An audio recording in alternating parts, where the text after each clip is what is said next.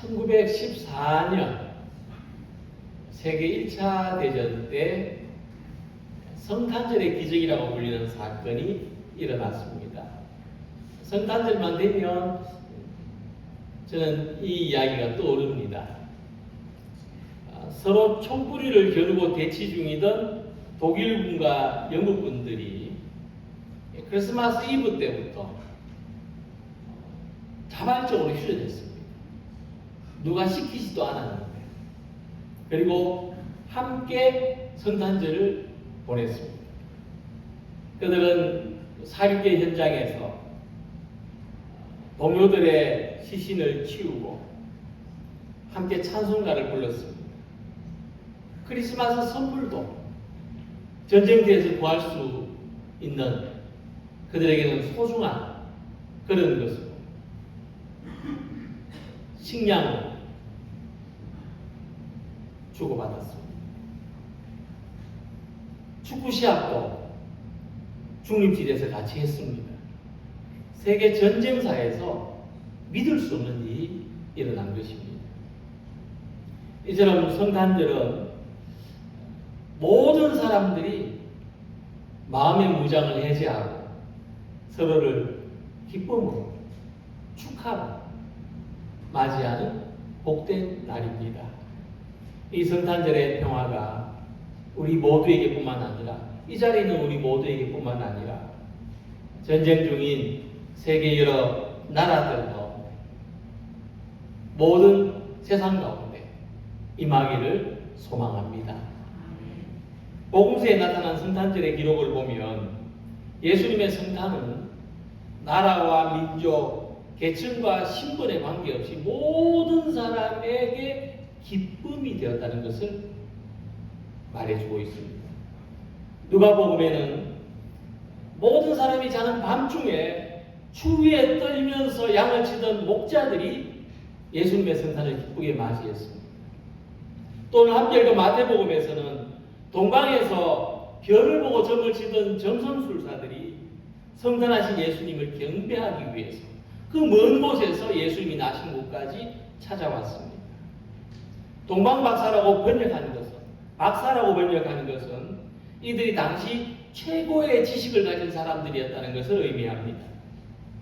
그래서 오늘에도 이 성탄절은 지난밤에 밤을 새워서 현장에서 일하는 사람들은 물론 전문적인 지식을 가지고 살아가는 모든 사람들에게 어느 한 사람 빠지는 사람 없이 우리 모두에게 기쁨의 소식이 된다는 것을 말해줍니다.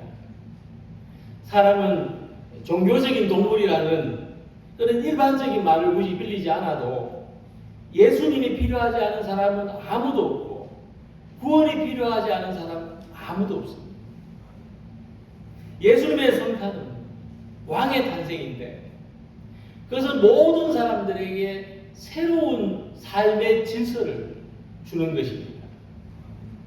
그리고 이것은 기존의 질서 속에서 살아가려는 사람들, 예수님 없는 삶을 계속 유지하려는 사람들에게는 큰 혼란을 가져오는 크게 당황스러운 일이기도 합니다. 예수님이 유대인의 왕으로 탄생하셨다는 소식을 들은 헤롯 왕과 예루살렘의 권력가들은 모두 당황하였다는 것이 바로 이런 이유 때문입니다.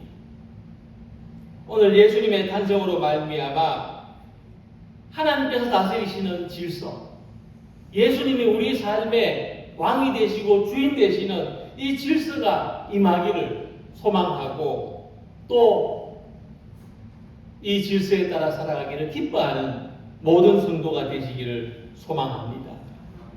예수님을 잉태한 마리아는 하나님의 질서를 이렇게 찬양했습니다.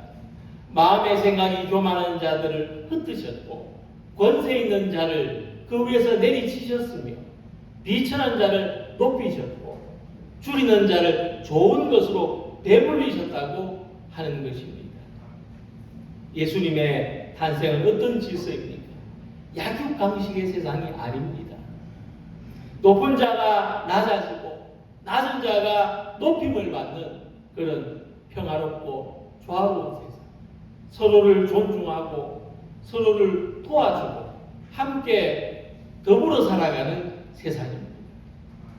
예수님의 탄생은 하나님의 구원을 소망하는 사람들에게 희망이고, 예수님의 탄생은 자기 자신의 한계와 삶의 환경에 갇힌 사람들에게 희망입니다. 오늘 우리도 동방박사들이 예수님의 탄생을 기뻐하기 위하여 예루살렘에서 베들레헴으로 향하는 이 길에 함께 서서 우리의 희망이요 우리의 기쁨이신 예수님의 성탄을 축하하는 우리 모든 성도들이 되시기를 소망합니다. 성탄절을 축하하는 전통 가운데 하나는 선물을 나누는 것입니다. 오늘 우리 교회도 작지만 우리 모든 성도들께 드릴 선물을 준비했습니다. 이 선물의 유래는 동방박사들이 예수님의 탄생을 축하하기 위해서 황금과 유향과 모략을 선물로 가지고 온 것에서 비롯됩니다. 그들은 엎드려서 아기에게 경배했을 뿐만 아니라 소중하게 간직하고 가지고 온 보배합을 열어서 이 세 가지를 예물로 드렸습니다. 황금을 예물로 드린 것은 황금은 왕을 위한 예물입니다. 예수님이 왕 중에 왕이시고 가장 높임을 받을 존귀한 분이신 것을 의미하는 선물입니다. 유향은 제사장들을 위한 예물입니다.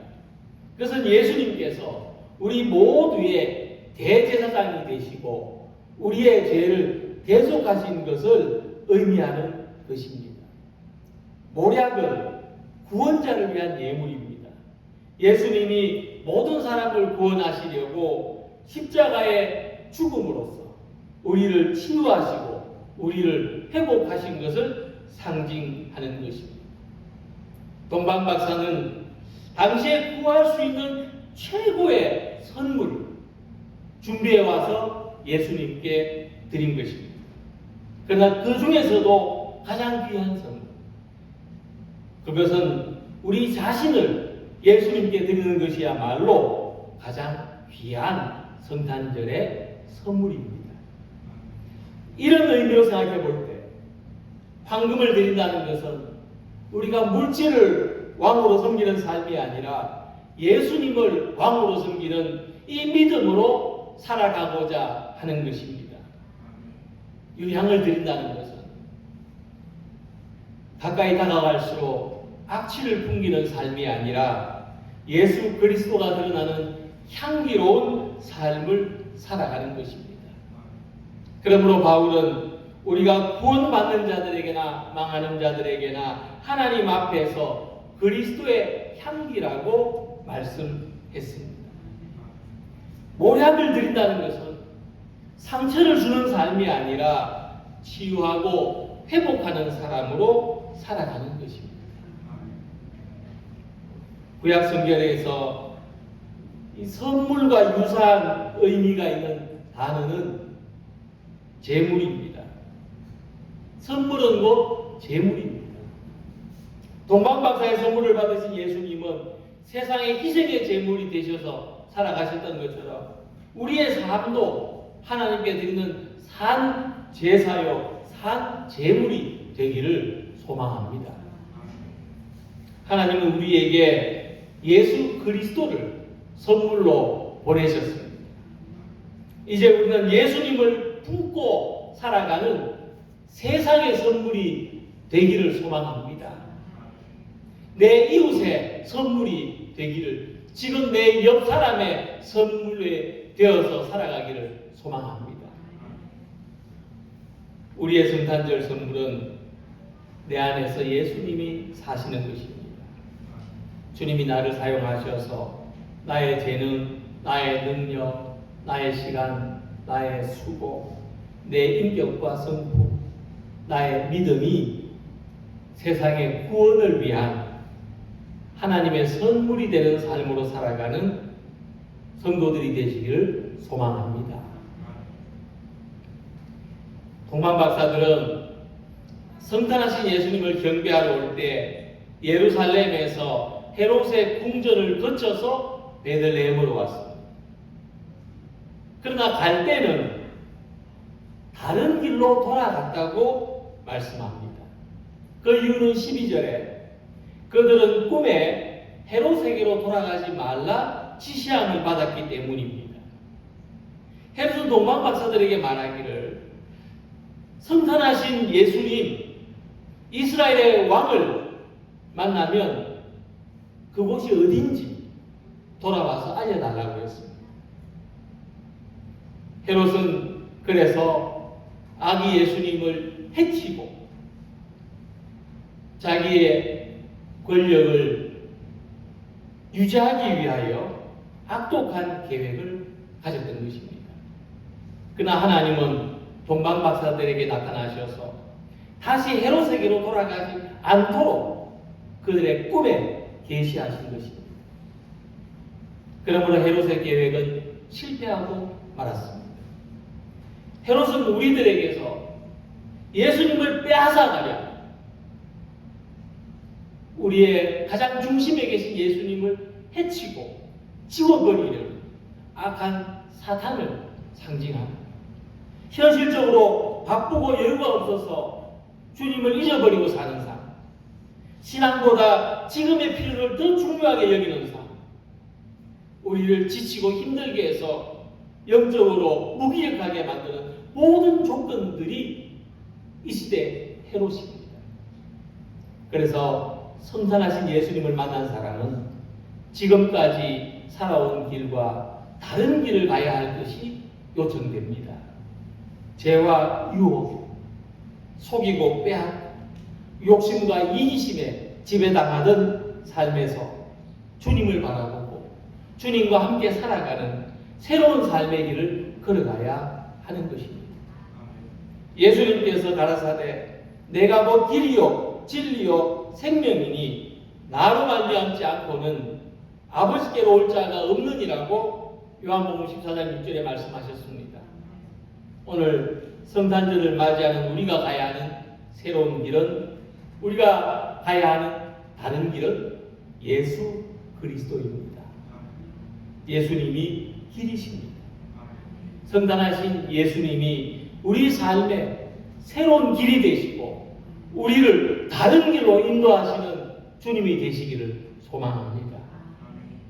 오늘 세상의 모든 사람들, 우리가 아는 나라들과 우리가 모르는 나라들에 사는 사람들, 우리 삶을 다할 때까지 한 번도 마주칠 가능성이 없는 사람들, 언어가 다르고 문화가 다르고 생김이 다른 모든 사람들에게도 예수님은 주님이십니다. 그 모든 나라, 모든 백성들에게 성탄의 기쁨이 전해지기를 소망합니다. 누가복음 2장 10절에 천사들이 말씀했습니다. 무서워하지 말라. 보라 내가 온 백성에게 미칠 큰 기쁨의 좋은 소식을 너희에게 전하노라. 주님은 이 성탄의 기쁜 소식을 전하라고 목자들처럼 우리를 먼저 부르셨습니다.